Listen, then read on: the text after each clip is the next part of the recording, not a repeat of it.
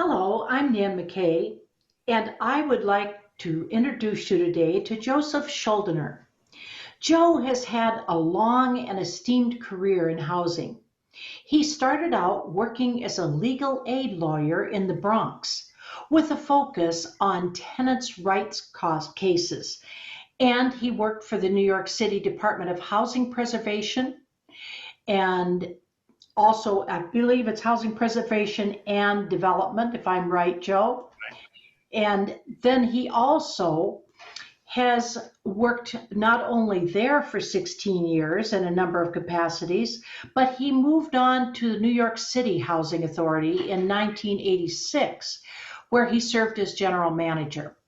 He then moved on to run the Los Angeles Housing Authority before being appointed by President Clinton as Assistant Secretary of Public and Indian Housing in the U.S. Department of Housing and Urban Development in 1993. In 1995, when the federal government took over the Chicago Housing Authority, widely understood at the time to be one of the nation's most troubled housing authorities, Joe was selected to spearhead the HUD efforts to transform the agency. In 4 years, he overhauled the CHA's fiscal and management practices, removing it from HUD's troubled agency list, which is very big. Joe has recently retired as the executive director of the Yonkers Municipal Housing Authority. With his combined experience at the federal and local levels, and is the only person, I believe, to have managed housing authorities for all three of the nation's largest cities, Joe has a unique and invaluable perspective on what it takes to make public housing work. So we'll also find out what he's doing in retirement. So welcome, Joe Schuldiner. Thank you. Thank you for having me, Nan. Thank you for the Academy for setting this all up. I look forward to the conversation. Joe, you are a fellow, as you said, with the American Academy of Housing and Communities.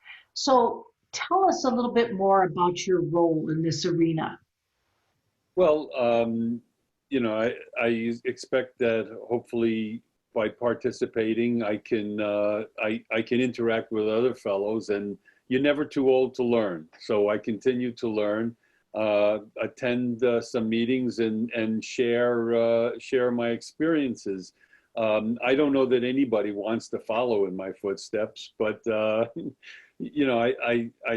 think obviously affordable housing is something that's really important for the nation and for the people. And I think it's important that we identify the truisms that come through, best ideas, best practices, and pass them on. Fortunately, since I've retired, I've been able to participate a little as a consultant for the Monitor, working with the New York City Housing Authority. I tell people, even though it's been 30 years since I was there, it's all my fault, any of the problems they're having. So I guess I have to help correct them even now. Well, you've worked at both the housing authority level and at HUD, Mhm. which is unusual, and you have created or experienced public policy. So, contrasting the development of public housing and public policy on affordable housing when you were Assistant Secretary at HUD versus now, what are some of your thoughts? Well, I think I was assistant secretary at a very pivotal time. It was the Hope 6 program had just started. All housing authorities, all public housing was traditional public housing. There was no moving to work. There was none of these kinds of things. And Hope 6, for the first time, allowed or actually urged public housing authorities to interact with the private development community, to redevelop their properties, start using low-income housing tax credits and other tools.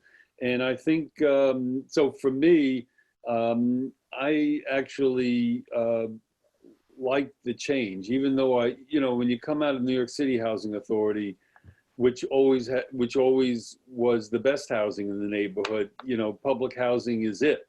But I guess through my experiences, my own view of the world, as it were, changed. And I really believe that I'm very much, especially after Chicago, I can see what happens when you have the concentrations of poverty that existed in Chicago. So I'm more a supporter of having economic mix in housing.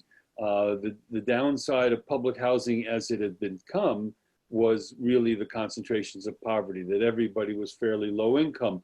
That isn't how it was when it started, because remember, when public housing started, it had flat rents. It was just somewhat below market, but you still had to have a job and income in order to pay the rents. It was only in the late 60s, early 70s, when rent became a function of income, that really low-income people could be housed in public housing. And then under President Reagan, and when the rents were raised and we had the mantra of, in times of limited resources, resources will be limited to the poorest of the poor, the population, the income of the people in public housing dropped significantly. In fact, from 1980 to 1992, when Mr. Clinton was elected, the average income in public housing dropped from 34% of median income to 17% of median income. And it's, so I'm much more now in, build housing that has opportunities for affordable housing, that to the extent possible, have economic integration wherever you go. Yeah, it's kind of interesting when I think back. That was that Brooke Amendment Right. that took us to the 25% at that time of Right. income. And then when they added on in later years the big push toward housing extremely low income, which is only 30% of median, it just made such a difference in the composition of the people. And everything, it seems like, has a yin yang in the sense of the positives were serving people that need it the most, or at least that was the theory with Congress. But what it did on the other side is really change the makeup of the buildings. Right, and it also changed the politics. I mean, we hear a lot that, well, you should have mixed income so that low-income people can have, non-working families can see working families, that they can have models and things like that. But it works. It's just as important the other way, that the people of more moderate and middle class see that the low-income people have the same values, the same family concerns that they have, and that we're all in this together. Public housing had a lot more political support when in fact the incomes were, there was a broader mix, and in the 40s and 50s, everybody knew somebody who lived in public housing. Jimmy Carter lived in public housing. But as we reduced the income of the population and made it narrower and narrower, it in itself became a form of segregation, that low-income people lived over here in the, quote, projects, and everybody else lived somewhere else. And I think that's a real problem. And it became difficult because if you gave your address as one of the public housing buildings, everybody seemed to know that address and kind of slotted you. That's why New York City, the NYCHA was such a difference, because it worked at maintaining a larger economic mix than other places.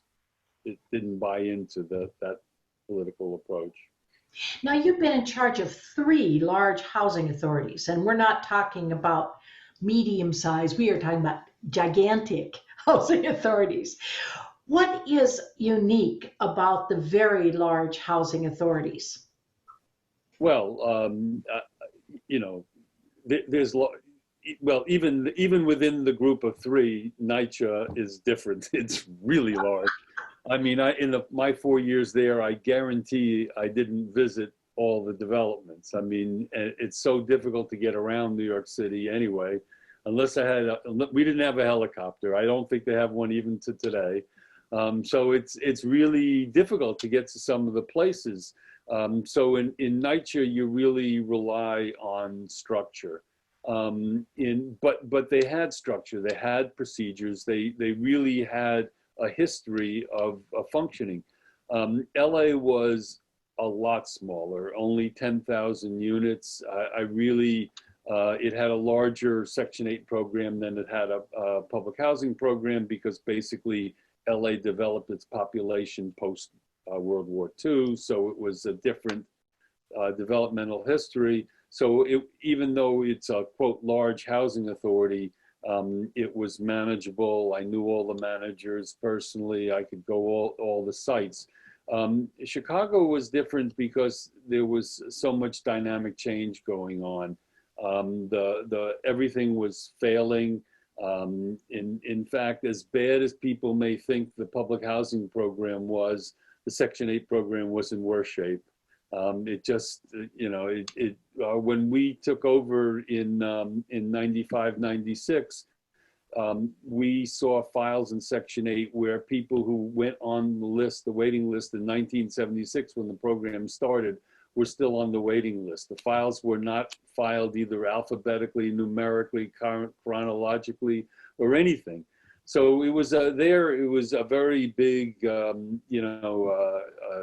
dynamism. But obviously, the key in all the places is having good people around you. You can't be everywhere all the time. You have to. The other thing is to try to, even with the large size, try to create relationships with the resident community, which has been something that I always tried to do. Meet with the residents, explain their importance and their participation, and show them respect. And in Chicago, it was a little harder because, it was a federal takeover, and they assumed we would come in and tear everything down. And when we explained to them, no, we really wanted to work out plans, they turned around and said, well, if you don't have a plan, what are you doing here? And, it's, you can't, sometimes you can't win. But there are ways to really involve residents. I mean, Chicago is a perfect example. What we did is in 1998, as part of quality work with QARA, the law created a viability test for public housing. Developments of 300 units or more had to do a test to analyze whether it would be, what would be the cost to rehab the development and run it for 20 years, and compare it with the cost of just giving everybody a voucher for 20 years. And if it was cheaper to give them a voucher, you were directed to close the development. Well, naturally, all of the Chicago family developments failed the viability test. And so what we did is we went to the resident groups and we offered them, in this case, $50,000 to hire a planner of their own choice, but it had to be from a list we approved, and come up with their own plans. And then we submitted those plans to HUD as was required. Many of those plans were adopted later by the city as part of its transformation plan for the housing authority after we returned it to local control. But again, when the residents have the adequate resources, they can make the right decisions, and their support can be really helpful in terms of dealing with whether it's HUD, the local politicians, or whatever. Having residents active and supportive is very important. What challenges do you think these very large housing authorities have in common? Well, in NYCHA's case, certainly, and obviously in Chicago's, there's no program that exists that can provide enough funding to do the rehab. I mean, everybody's dealing with housing stock that was built in the 60s and 70s, or in some cases earlier, that have been under-maintained because the capital programs have never been well funded in public housing. So when when you put it all together, there just isn't enough money. My last job, as you mentioned, was with Yonkers. We had about 2,500 units. We put them all through RAD, but the amount of capital that we needed in terms of tax credits and whatever, approached $500 million. Well, there is no program that HUD ever devised that would somehow give Yonkers $500 million. So it's, and NYCHA is 90 times our size. Chicago is 15, 20 times our size. LA is at least 5 to 8 times our size. You get into numbers that are so big, the problems seem overwhelming. That you can, in NYCHA, we could always do something at we could do anything we wanted in any development we wanted. We just couldn't do it authority-wide. It just was never enough money. So those are the things. And then, of course, you just have dealing with the bureaucracy. The large organization is different from a small organization. You don't see people, even though, as I said, Yonkers had about 2,500 units. We're dealing with like 100 people. I knew everybody personally. When I was at NYCHA, I had 17,000 employees plus 2,700 police officers. It's quite a different, on a personal note, in LA and in Yonkers, I sent everybody a birthday card. I couldn't do that at NYCHA.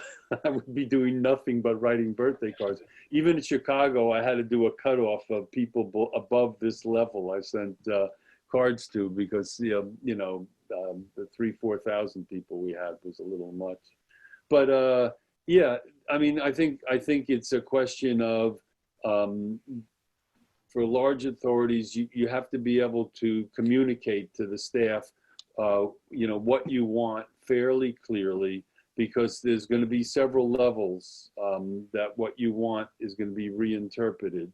Even in NYCHA, I tried to meet with, there were about 300 managers at the time.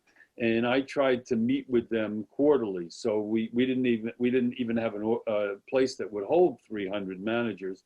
So I had to do it in groupings.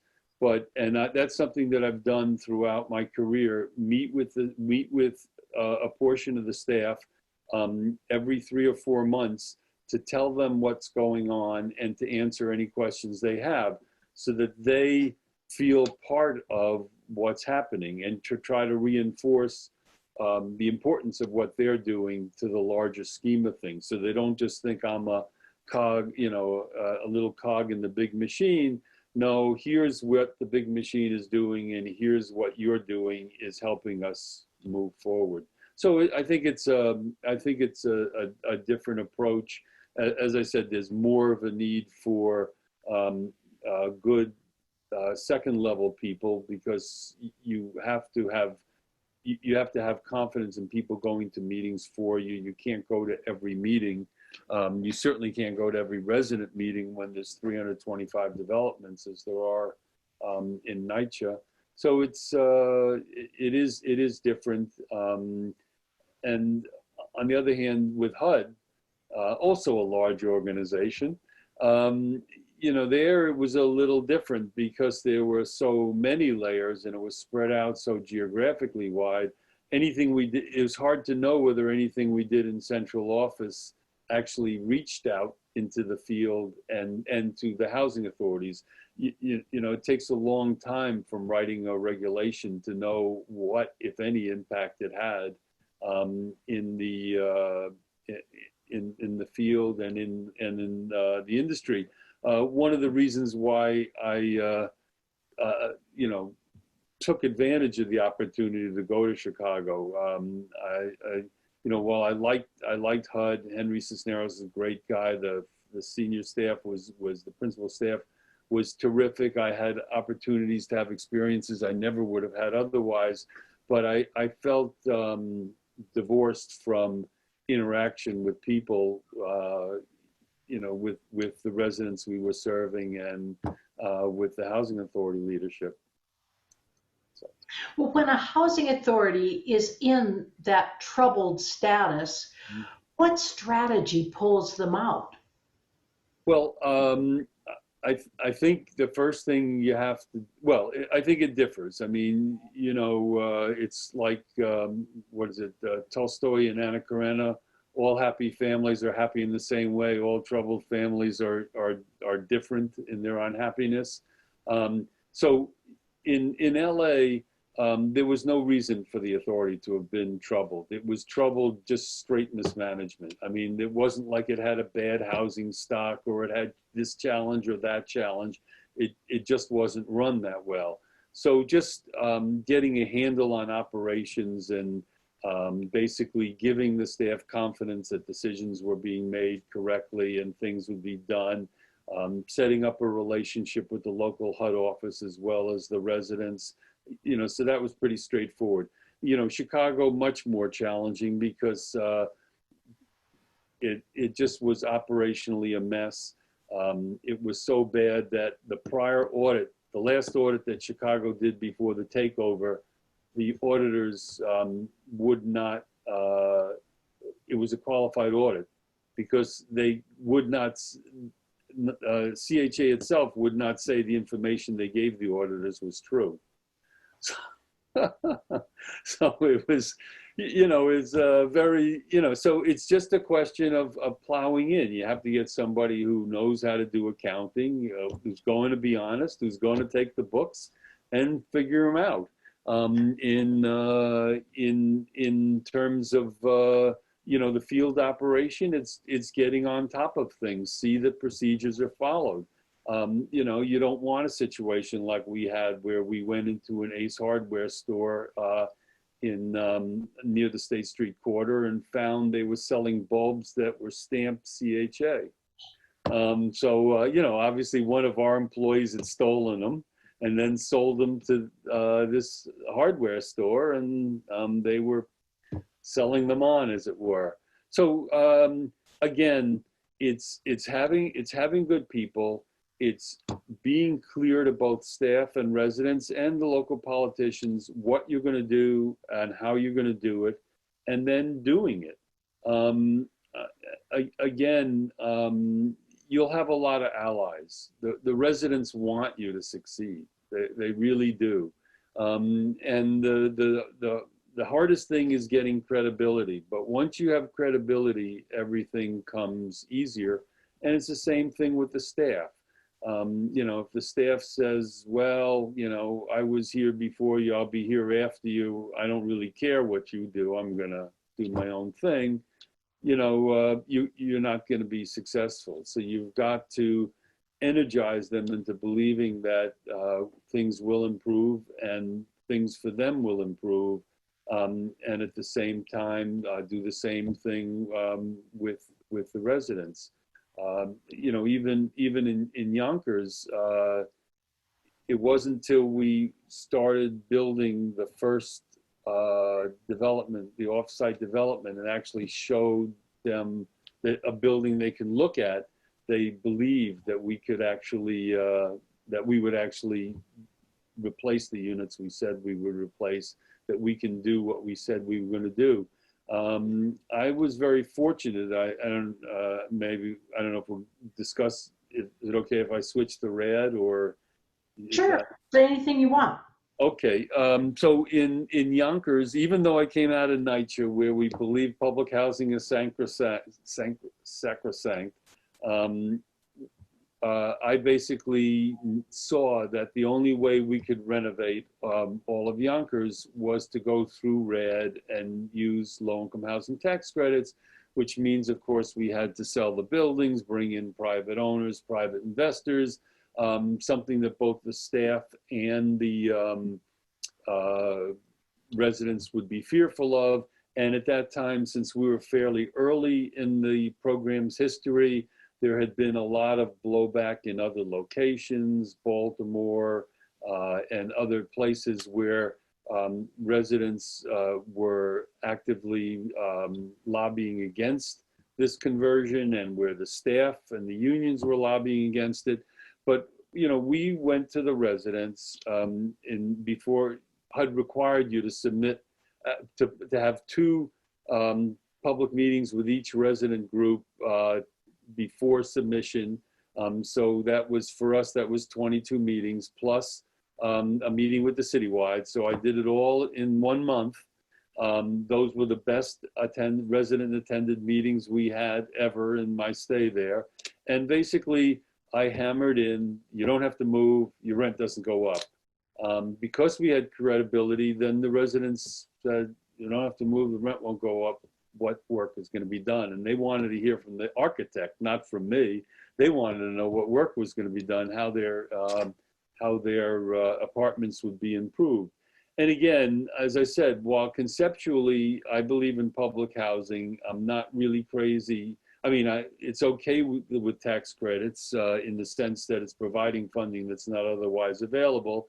Conceptually, it doesn't make a whole lot of sense to me, but you know, we're selling tax credit and using the funds. But be that as it may, I went to the residents and said, look, you know, for years I've been telling you, you're number one, you're the customer, whatever you say goes. But, you know, to some extent I lied, because the reality is the buildings are the most important, because without the buildings, there are no residents. But the residents understood that. Nobody stood up and said, you know, you lied to us, out, you know, we're number one, what do you mean? They understood, they live in the buildings, they know what the buildings need. So, you know, we could have this kind of conversation, and you know, I think the only time that there would be friction in that process is some of the improvements buildings needed might not be visible to the residents. I mean, they might not be aware of systems that had to be replaced because they were old. You know, if the roof wasn't leaking, they don't know why you're spending money replacing the roof rather than doing something more in their apartment, for example. But, you know, other than those kinds of things, and that fortunately I can let the architect figure that one out, is the kind of thing. So what we did in order to get the support of our board to go through with this is the board's concern was, you know, we didn't want all the employees laid off, and the board didn't want to give up local control of the development. So when in selecting a developer, we told the developers there were 3 non-negotiables. 1, we had to have at least 50% of the general partnership. 2, we had to have at least 50% of the developer fee. And 3, we were going to manage the sites. And the developers, by and large, I mean, we had 11 applicants. We interviewed 6. 3 said no. We selected the other 3. It made selection easier. But in working with the developers, you know, they had their concerns. But basically, their concern was, could we manage to their budget? And that's on us. We understand that we have to manage to the budget that the project will, the cash flow that will exist in the post rehab stage. And we were able to go to our unions and discuss this with them. And they were very cooperative because they had seen that in other housing authorities, even a neighboring one, White Plains, where all the field staff had been laid off. And they worked with us. They allowed us to create new titles at lower pay, you know, and so that we could, in fact, have adequate staffing of the developments and stay within the budgets that we had agreed to. So I think, and one of the things we did that I thought was really telling is the developers and the state, the investors in the state gave us targets. They gave us milestones we had to reach. Those targets were put in the collective bargaining agreement. So if we had to have 95% rent collection, then that was in the collective bargaining agreement. If we had to turn around an apartment in X amount of days, that was in the collective bargaining agreement. So it gave us the ability to you know, discipline staff who were not meeting those targets, which if it wasn't in the collective bargaining agreement, we would have been arguing whether that was, you know, negligence or not, what constituted inadequate behavior or whatever. So I think if you are clear up front what you're doing, if you talk to everybody that really should be participating, and treat with them with respect, I think you can succeed in a lot of things. Well, you mentioned the unions. Were all of the large housing authorities under union contracts? And if so, and I think they may have been, what advice do you have about working with unions in an agency? Well, yes, they all were. Both NYCHA and Yonkers, the Teamsters Union was the main union, and I think circumstances are you have to understand that the unions are different in different locations. For example, in New York City, um, there was a Teamster local just for government workers. So if we had a plumber and he worked for us, he was a Teamster in one local. If he was working in the private sector, even if he was unionized as a Teamster, it was a different local. So you had a situation where the local, it's not about unionization, it's about keeping them government employees. Chicago, you didn't have that. A carpenter who's a member of the carpenters union can be either the same local would represent them whether they work for the authority or work for private sector. So in respect, when we were having problems with Davis Bacon and what constituted maintenance wages versus construction wages when they were doing work in the developments. So we basically said, okay, forget it. We're going to go private. The union itself didn't really care because as long as we agreed to use union contractors, their membership would have the jobs. So it's in LA, while there were unions, it's a last. The authority the authority board had the ultimate say. So if we negotiate and we bring that and we reach an impasse, we bring our position to the board and the union's position to the board can select. And unless the union can show unfair negotiations, the board's decision stands. So it's a little bit different. But again, it's the union's interest is to keep the workers happy. The employer's interest is to keep the workers happy. So there's a lot of common goals. I mean, obviously, there are things over which we will fight, but and you only. So I think unions have to be recognized as existing, but they're not necessarily impediments. They could, in fact, be allies. That's interesting. A lot of the people in some of the classes that I teach have struggled with the hiring and the firing aspects of dealing with unions. So that's why I was saying if you have any advice for them, I think they'd find it very helpful. Well, hiring, firing also has a lot to do with civil service, which is not a union issue per se. Civil service has, in New York State, it's all employees of housing authorities by statute are required to be civil service, except for the executive directors.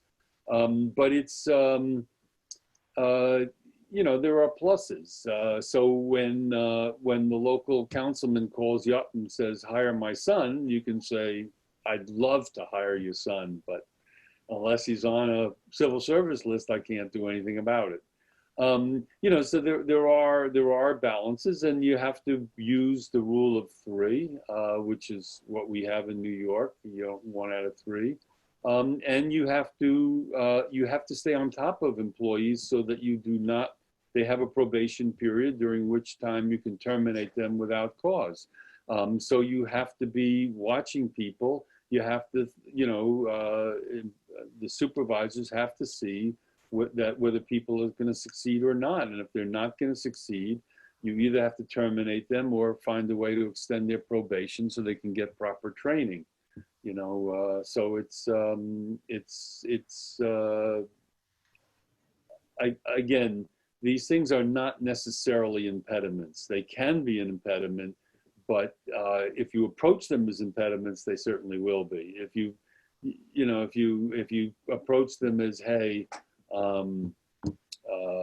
how do you deal with it? I mean, after all, agencies function in New York City all the time, and they have to deal with civil service and unions. So it's really, in some cases, they play games, and in some cases, they're able to do it straight up.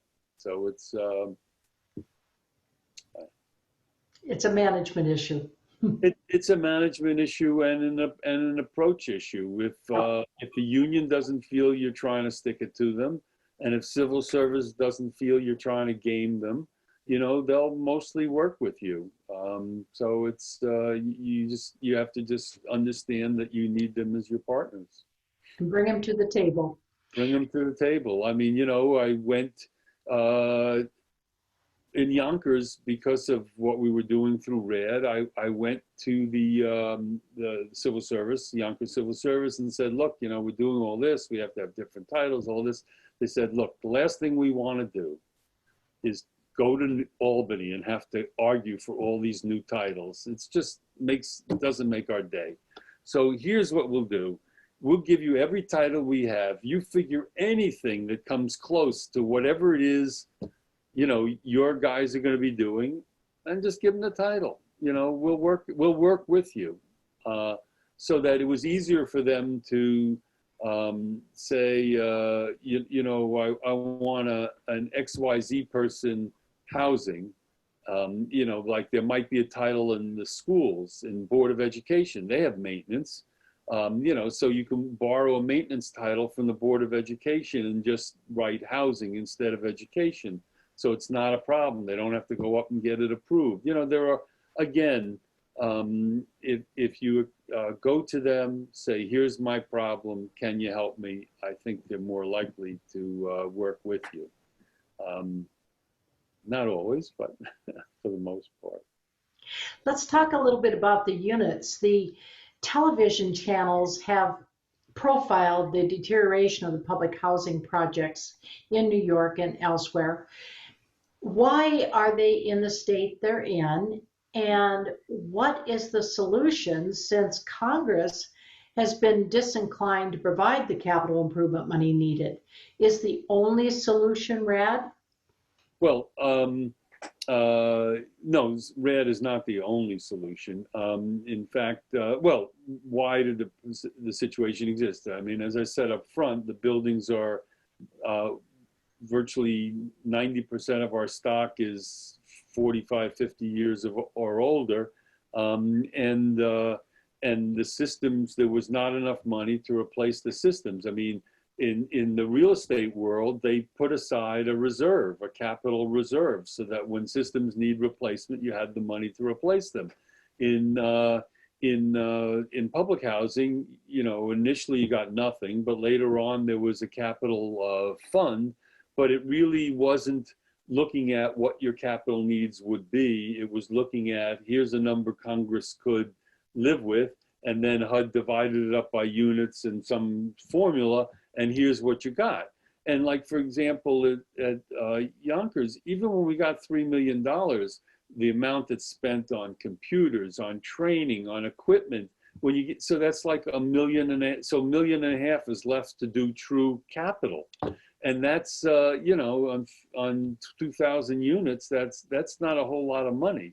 So you really had an underfunding of the capital. We were doing something that no real estate operator would do. We were really finding, we really were like the Fram oil commercial, pay me now or pay me later. We didn't pay them now, and then we have these huge amounts at the end. Is RAD the only solution? It really depends. It depends on where you are, what kinds of programs your state, we know what HUD has, what programs HUD has, but some states have different support mechanisms for affordable housing. In some states, It's been hard. It's in some states it's been hard to in some states it's been hard to get the state to put public housing into their funding programs because they think public housing is adequately funded by HUD. But again, you have to deal with the program, with what exists in your state. Even in Yonkers, we did RAD for all of our developments except the last one. The last one, even with RAD, even with tax credits, even with everything, it still needed $65,000 a unit. Actually, it started out needing, even after tax credits, needed $115,000 a unit, and subsidy. It was in such bad shape. The state couldn't provide that kind of soft funding. So in that situation, we had to go a different route. We went demolition dispo, and basically used full value vouchers, not RAD vouchers at the development, so that we created a cash flow that was sufficient, that allowed us to borrow more money to supplement the tax credits and the other income we were getting through RAD. So RAD is a tool. It is not the only tool. I think you really have to look at it's the circumstances of the building, it's the circumstances of what programs are available in your jurisdiction, and take advantage of them, and do it sooner than later, because the condition of the buildings is, it'll only deteriorate and get worse. So, If your grandchildren ask you, what is your legacy? What has your legacy been in the public housing arena? What would you say to that? well, the things that I kind of would point to, one, of course, is within a reasonable time, I got 2 large housing authorities off the troubled list. In Los Angeles, we were able to get it off the troubled list within 2 years, and in Chicago, within the 4 years that I was there. But I also want to talk about the relationship with the residents. One of the things I point to is in the riots that followed the acquittal of the police officers in the King situation out in LA. There were riots all over LA in 1992. In the 1966 riots in Watts, public housing was destroyed. In 1992, we had no damage to a single residential unit. We suffered $27,000 worth of damage to a maintenance facility, but no damage. The residents protected the development, and they protected the development. Maybe they learned from the 60s that maybe it wasn't such a good idea, but they protected it because I think we were able to work with them, and they felt positive about where they lived and the communities that they had developed, and our relationship. We couldn't. It wasn't staff, because staff wasn't allowed in the areas where the rioting was going on. It was the residents. In fact, we had to send our police in just to find out what was going and to bring food in, because many times electricity was cut off. So we brought food into the development. So I'm very proud about that. While I was at HUD, I helped desegregate the housing authority in Vidor, Texas. And that situation, we ended up having to go in the middle of the night with U.S. Marshals, bringing the people into the developments because threats that had been made on their lives. So that's something. So I think from my perspective, that I worked with the community. I tried to have integration in the community, most economically, that would be followed by racial integration, in the sense that I believe very strongly that if we were building a city from scratch, we wouldn't basically build single family, multiple dwellings, two-family homes and say, well, the poor live here, the very poor live here, the poor live here, the moderate live here, the middle, of course, the rich live wherever they want to live. But we wouldn't do that. We would basically say, here's, we would create all this different kind of housing, and we would want to create opportunities for low-income people to live in all of it. And I think that's the right approach, and I think I've tried to promote that in my career. So what do you think really is the future of affordable housing? Well, I think I think we have to understand it's unlikely that we're going to have government-controlled housing the way we do now, the way we had in the past. I think there has to be there has to be more interaction with the private sector, and I do feel very strongly about the authority or the government, owning the land, so that at least the general public has a say in the future, so that the land is used for the purposes it's meant to be. But I think we have to acknowledge that we need private sector discipline in some cases. We need interaction. The funding just isn't going to be available to really run buildings without this intermingling, and it's not a bad thing. I mean, I think I don't view it as negative that that the state and the investors say to us, here's what you have to process files in this amount of time. You have to whatever. I work for HUD. I have loyalty to HUD. HUD is a forgiving master. They're sometimes irrational, but they're forgiving.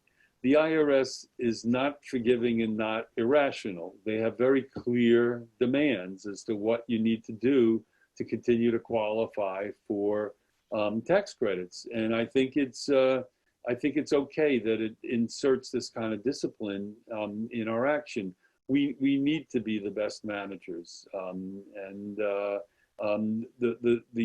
thing that we cannot forget, though, is that we are not private sector, is the social services and the interaction with the community. Many authorities, as part of their mission, see improving lives of residents beyond just giving them a good place to live, but by helping them economically, helping them deal with social services. In Yonkers, first through the Ross program, while we were public housing, but after RAD, we weren't able to use Ross. We found ways to fund a social worker at every development, because it's important that residents, that we provide a family with someone to talk to, identify their problems, connect them to services that are available elsewhere. The authority doesn't have to provide the service, but I think they should provide a mechanism for identifying the need and where the resource is, and helping to, I think in Chicago they call them connectors, and help them connect to that service. When I was at NYCHA, we tried to provide it all ourselves. We ran the community center, we had social services. That's really, I don't think an authority need do that much, but they need to understand they have a social mission, and they're talking about the wellness of the residents. Let's take it a little more globally. Sure. What do you view as the biggest problem for society now and in the future? Well, growing up, I didn't realize we would become so balkanized. The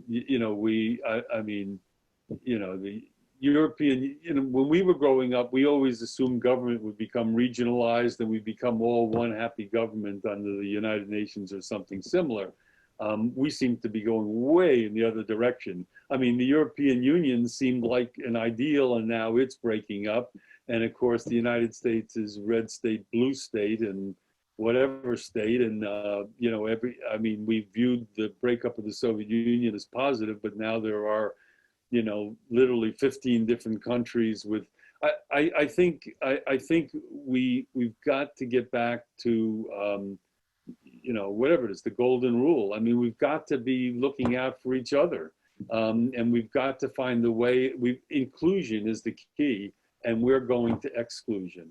I mean, we really created a them and us. We've really, and you know, in public housing, it showed up by, well, that's them. But it's now passed on to society, and that's a really scary thing. I just, in our lifetime, you know, it was amazing when the two Irelands got together. I mean, it was like a bloodbath forever, and then it just kind of stopped. You know, and we've got to find ways to come together and see commonality of interest, to highlight our similarities, not our differences. You know, we really are no greater than our weakest link, and we can't be pushing people down to stay up. We you know, we need to be together in this, and I think the general population would support this. I think we're at a time in which yeah, we're at a time in which extremes, whether it's because of the media or whatever, extremes have been able to drown out, you know, sensibility. Hopefully this too shall pass. Well, during COVID, I think we've all had lessons. Right. What have you learned is the most important thing in your life? Well, well, obviously the health is important, but you know, for me personally, I've gotten the opportunity to spend quality time with my wife. Um, you know, we're together. When I was still working, it underscores what I said before about large housing authorities. You realize how much you rely on others to do things. I mean, you know, during COVID, we've learned how important nurses and teachers and doctors are to us, how important the people who deliver food, if you're ordering out, are. You know, we really come to better understand how important everybody is, and that's why I said before, you know, oh, I'm not for giving teachers raises, or I'm not nurses, you know, they get paid too much already. But, you know, these people risk their lives to keep our society going. And I think we need to understand that the ideal is to have everybody participate and contribute. And that's kind of what COVID has taught me, that you really need this, and you really, and more importantly, you have to appreciate and acknowledge it. With the current environment, which is a lot of sequestration and quarantine, uh, what do you dream of for the future? Well, you mean for me personally or the world? For me personally, You can take it either way you want. well, for me personally, I assumed retirement would be a time of travel, and visiting family and friends far away. You know, when you work in affordable housing, especially like myself, where I've worked in New York, Chicago, LA, I have friends all over the country. I would have liked to have visited them, and would have liked to travel. That's been denied to a large part so far, and you know, so I have to make more of an effort to keep in touch with people. I have to say, you know, today I'm going to write an email to 5 people I haven't spoken to or had contact with for the last month, and kind of reach out to them, and hope they'll do the same to me. I think, we have to worry about, we've become so introspective, as it were. In fact, other than my children and their significant others, nobody's come inside our house in 6 months. I mean, it's quite a unexpected thing. We've had friends over, but in the backyard, spaced far apart, wearing our masks. So I think people are a social animal, and we've been unable to socialize. I think we suffer as a result. For the world, of course, I wish a vaccine. I'm a little skeptical because historically we've not developed vaccines for viruses. Polio one is very good, but you get a flu shot, but it doesn't promise to avoid the flu. It only says that if you get it, it will be less severe. So, to have a vaccine similar to polio vaccine, I doubt we're going to have, but hopefully this will pass soon, without a second and third wave as they had 100 years ago. Right. What advice do you have for the younger generation, and kind of think about people in their 20s? I think I think the direction that affordable housing is going is actually an exciting one for somebody just coming into it. I think the opportunity to really work with both the private sector and government to get experience in both, decide which you liked. I mean, it's like if I worked for a housing authority for 20 years, I probably couldn't find a job in the private sector because they figured I didn't learn anything that's useful to them.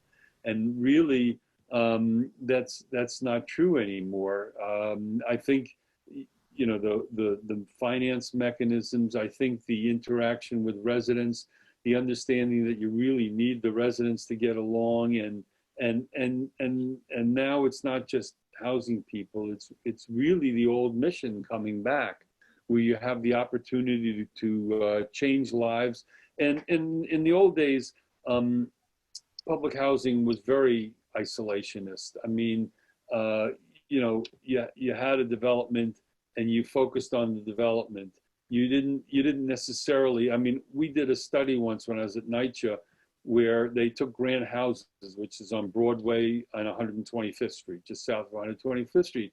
And they asked the people who lived across the street from the development what programs they had in the development. And they asked the people in the development what programs were across the street. And they didn't know.